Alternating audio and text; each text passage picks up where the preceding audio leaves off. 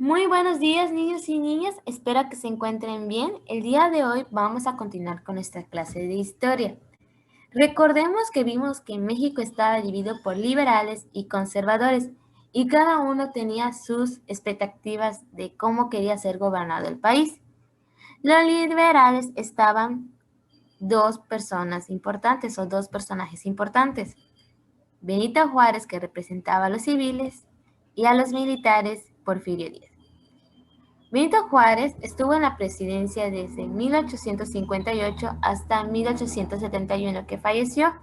Se reeligió varias veces, cosa que molestó a Porfirio Díaz y creó el Plan Noria, que significaba la no reelección. Sin embargo, no fue muy apoyado en ese momento. Tras la muerte de Benito Juárez, quedó como presidente Lerdo de Tejada, que estuvo de 1872 a 1876. Intentó reelegirse, pero otra vez Porfirio Díaz sacó el plan de Tuxtepec, que volvió a hablar de no a la reelección, y en este plan sí fue apoyado con más gente, impidiendo que se vuelva a reelegir el presidente anterior. Entonces, en 1877 inició la presidencia de Porfirio Díaz, presidencia que duró 30 años y que se le conoce como la dictadura de Porfiriato. Pero ahora vamos a ver con más profundidad de qué trata el porfiriato. El porfiriato tuvo tres aspectos. El desarrollo económico. En ese desarrollo económico, las principales actividades que se realizaban eran la minería, la electricidad, el petróleo, la construcción de ferrocarriles, actividades bancarias y se crearon comunicadores como teléfonos, telégrafos y puertos. Antes de 1884, la inversión extranjera era de 100 millones de pesos. Cuando finalizó el porfiriato, Díaz elevó esa inversión hasta 34 veces más. Algunos de los países que invirtieron en México en comercios, industrias y empresas y demás fueron Alemania, Estados Unidos, Francia, Holanda, Inglaterra, entre otros países. Un aspecto que se impulsó durante el gobierno de Porfirio Díaz fue la producción agrícola, creciendo y aumentando más en las haciendas. También se activó el comercio al extranjero y nacional, crecieron las ciudades y se crearon nuevos empleos.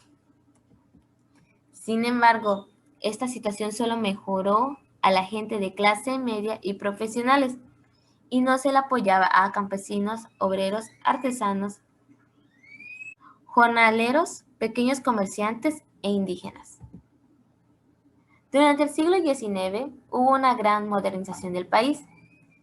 Se agregó lo que fue la electricidad, lo que ayudó a crear una vida nocturna. Había ya más actividades en la noche y una de ellas fue el cinematográfico.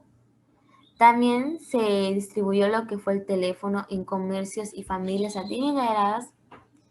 Se crearon las cámaras fotográficas que tomaban fotografías de eventos importantes del país.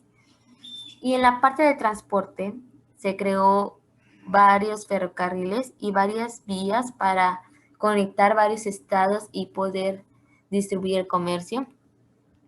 Se creó el tranvía eléctrico, se utilizó la bicicleta y se introdujo el automóvil. Y se dejó atrás a los caballos y carretas.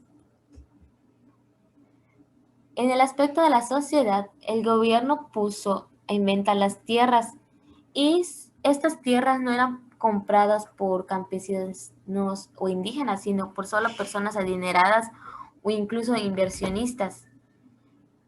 Lo que sí es verdad que aumentó la producción agrícola, pero afectó a los indígenas y campesinos porque perdieron sus propiedades, se las quitaron y eran vendidas a otras personas.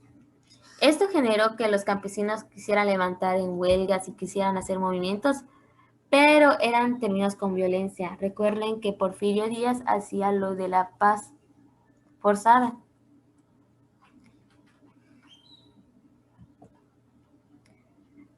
En el mismo aspecto de la sociedad, los campesinos e indígenas tenían que trabajar en fábricas y haciendas hasta por 12 y 15 horas diarias y no se les pagaba bien o no se les pagaba con dinero, sino con vales para las tiendas de rayas.